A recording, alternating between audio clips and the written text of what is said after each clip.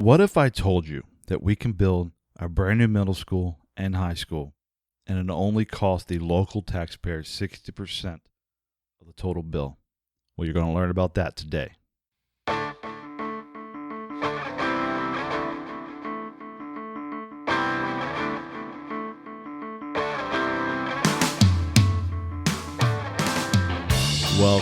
Welcome back, Xenia, to the X-Town podcast. Once again, I'm your host, Josh Long. I'm also the founder of Xenia's Word on the Street, where you can find local news, events, and views at xeniaword.com and on Facebook at facebook.com/XeniaWord. All right, well, I'm back this week to talk about another topic in our community. This time, not just in our city limits, but this is actually an issue that's impacting Xenia, Xenia Township, Wilberforce, Spring Valley, the entire Xenia Community School District. And as you may or may not know, the Xenia Community School has a bond issue on the May 2nd ballot. And I want to kind of talk about that today, give you the facts, and also give you my opinion on the issue. So I'm going to read some narrative straight from facebook.com/support Xenia's Future, which is a site being ran by a committee which is supporting this school district levy ballot issue, and then we'll dive right into the facts and figures and my 2 cents. So let's dive right into this. So the Xenia Community School has a bond issue on the May 2nd ballot. It is $4.2 million issue. They're estimating the cost to taxpayers on their property tax to be about $12 per month on $100,000 in market value. By law, they're reminding us here that the bond issue funds can only be used for building construction and improvements. These are not operating funds. The state agency, the Ohio School Facilities Commission, did an assessment of the Warner Middle School and Xenia High School. My understanding was actually a couple of years ago, and recommended that both buildings be replaced because of the extent and the cost of numerous building issues. Again, reading from this statement, it says the assessment cited a lack of fire suppression systems, leaking roofs and water-damaged ceilings, rusted and collapsed pipes with failing shut-off valves, aging, an unreliable heating system, numerous issues with ADA compliance, inadequate wiring, electrical systems, classrooms too small and poorly configured for today's standards, and several other problems and areas that need costly repairs, updates, or replacement. The statement goes on to say the state agency estimated the cost of repairs and renovations would total approximately 72% of the cost of building new, up-to-date school buildings, and has offered to pay more than $28 million to help replace the buildings, contingent upon the passage of a bond issue, which was what we're here today to talk about. So what does this mean? So this program is it's actually the exact same program that allowed our community to benefit from money available from the Schools Facilities Commission, and that money comes from various sources. One of the largest sources is through some tobacco settlement money. And what the state is doing is dividing this up amongst many school districts to improve our infrastructure and our school system statewide. And Xenia's benefit greatly from this. Again, it's very, very similar to how we got our 5 elementary schools. As anyone who's listened to will recall, we voted a levy several years ago, which produced the matching funds to receive a lump sum payment from the state, and this is the same program. The $28 million which the state's willing to kick in is about 40% of what they're estimating the total project to cost. So locally, taxpayers, particularly property owners in the Xenia Community School District, would then have to approve a bond issue to raise the other 60%. And that's what we're here to talk about. There is some common misconceptions out there that this is operating money. This is not. This can only be used for building new buildings, meaning that if we do not come up with our matching share, this $28 million from the state will be returned back to the Ohio School Facilities Commission pot and be awarded to some other community. So this money is going to get spent on schools. It's going to get spent somewhere on schools. And we have the opportunity in Xenia to have it once again spent in our community. And that's in large part because of the success that we had the first time around with the 5 brand new elementary schools. If you recall, that was a major undertaking by the community school district. They built 5 brand new buildings at one time, and it actually came in under budget and quicker than anticipated. And because of that good standing, we were once again had the opportunity to receive more of these funds.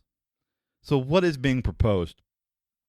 If you were not, I was, but if you were not able to, the Xenia Community School District held several meetings. There's at least 4 or 5 that I know of when they invited anyone from the community who was interested in attending to come in and give some input. My wife and I was able to attend 2 of those, and we learned quite a bit about the differences in building brand new buildings, building combined units, building 2 separate facilities, rehabbing certain facilities, and we learned about the pros and cons. And what was interesting about those meetings is that it involved lots of members from the community. There was probably 50 or 60 at each meeting I went to. And the conversations were not led. We broke off into small groups, and we were presented facts. We were able to ask questions. We asked lots of questions. And then give feedback to the district on which direction we think the community would prefer. And overwhelmingly, what happened during at least the 2 meetings I was at, people were very sympathetic to the fact that they would like to renovate the 2 buildings, but the cost and what the end product was going to be just didn't seem to provide much return on investment. So what came out of those meetings, and came out a lot of conversations and due diligence on the school board and other school leaders, was this concept of a shared campus. What means shared campus is it's shared between the middle school and the high school. The proposed location for this is right off 35, in between 42 and Upper Bellbrook Road. They're proposing getting access to this campus actually off of Upper Bellbrook Road and also off of 42 at the Ledbetter Road intersection. If you would like, you can go to facebook.com/support Xenia Future and see a 3D rendering of this. We will also have that rendering available at xeniaword.com and attached to the show notes of this podcast. It is basically 2 separate schools, a middle school wing and a high school wing. What brings them as a combined campus is that the facilities will share common infrastructure. For example, they'll share the riser room and the HVAC room, and cut the cost of having multiple equipment rooms. They will share the gymnasium. They will share a cafeteria and kitchen, and this greatly reduces the cost of building 2 brand new buildings separately. And they do have a plan. There are some concerns noted that having mingling of middle school students and high school students. And the plan is to coordinate lunches and gymnasium time to where there are not those intersections between the younger middle school students and the high schools. There is some benefit, though, for having a shared campus between those grades, because what happens is as middle schoolers are approaching their end of their tenure at the middle school, many of them start taking high school classes anyways, and they'll be able to then transition to the high school buildings pretty seamlessly and even take high school classes their last year there in middle school. So those are just details that will have to be worked out, how the 2 facilities will coexist. Xenia is not unique. Many school districts have shared campuses and use shared facilities. So when I approach Facebook about this, as I do with each podcast, I ask a question. What do our listeners, the community, think about this bond issue? And we received comments for and against the issue. Many of the comments, let's just start out with the ones that were against the issue. Without naming any names, without a doubt, 100% of the people who responded against the issue never mentioned anything about school buildings, never mentioned anything about students, never mentioned anything about teachers. It was mainly the dollars, the figures, the taxes. They feel overtaxed by the collective government as a whole, city, state, school, federal. They just feel that this is not needed or cannot be afforded at this time. Even when I pressed a couple of them for some more, were given just other than this is too expensive. Now, granted, my valid concerns about this project, of course, the cost to taxpayers, which if you don't know what that is, it gives me the ability, or it's free, you can go look at it yourself. It gives us the ability and dive into property values, and it even breaks up the taxes and where things go. Home. My wife and I live off Colorado Drive. The value of our home has stayed fairly decreased over the 10-year period. There was some fluctuation from 2007 to 2017. Many of the Lanewood and Arrowhead homes within Xenia wash out, and you may even read online just a couple of days ago where the county's actually even giving back because they've been running such a large surplus on their budget. Now Now, my taxes, like I said, and that's on average true for most. As I moved to other locations into town, I started looking at homes on the north end of Xenia area of the community where the home values are more expensive than increases in property values over the last 10 years. So much in 17 has seen their income tax burden per year go up nearly $1,000. There was not any pinpoint. There was a small increase, fluctuation, but there was no particular tax increase that drove that up. It just so happens that the property increased over the last 10 years.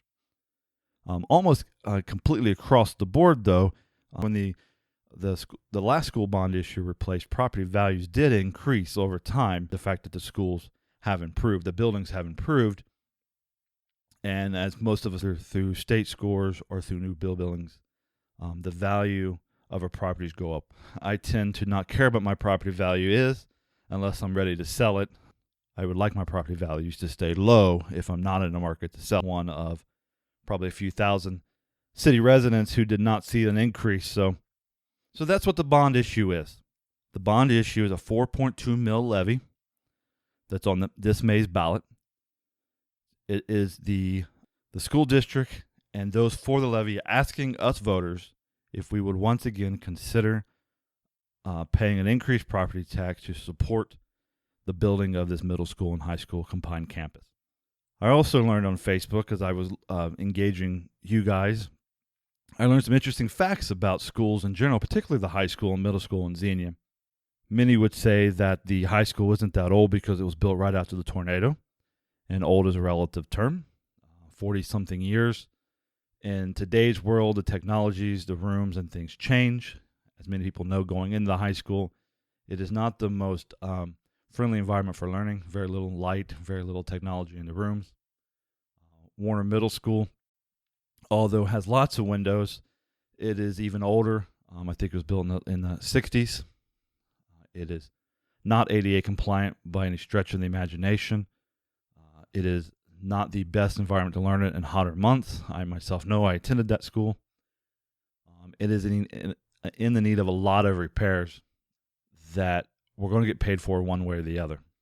The question comes up, what is the plan for the school district going to do with these two buildings? And they have not released any specific plans. They're keeping an open mind, but they do not plan to keep the buildings.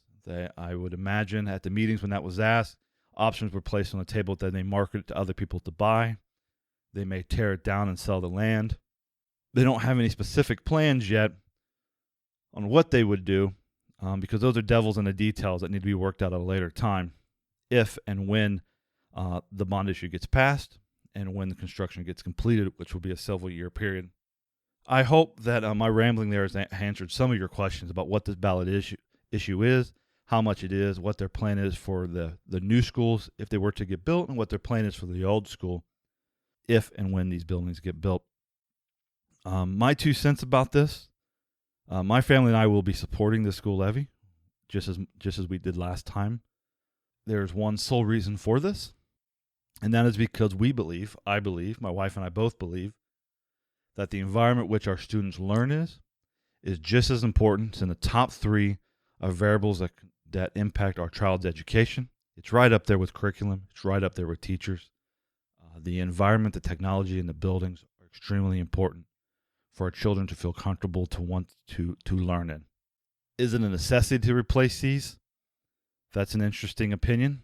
We believe it is. As we've dug into this, looking at the history, every 40 to 50 years, so every 4 to 5 decades, this community has made an investment within our schools. It's right on track where the high school gets replaced, right around every 40 and 50 years. And if we wait another 10, another 15 years, the buildings will even be more outdated, more obsolete. And instead of paying 60% of it, we may end up paying 100% because that state funding is going to be moved on to another community who really wants it.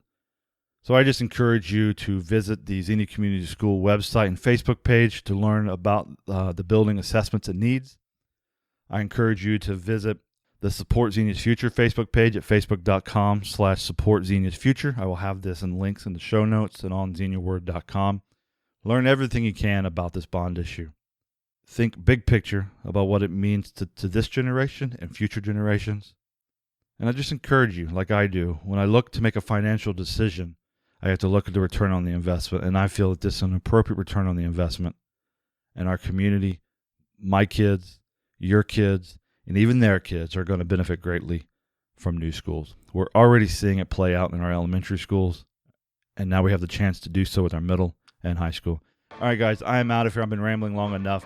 Again, I invite you to go to xeniaword.com to find local news, events, and views for our community. By our community, please like and share us on Facebook at facebook.com/xeniaword. And until next time, have a great week, X-Town.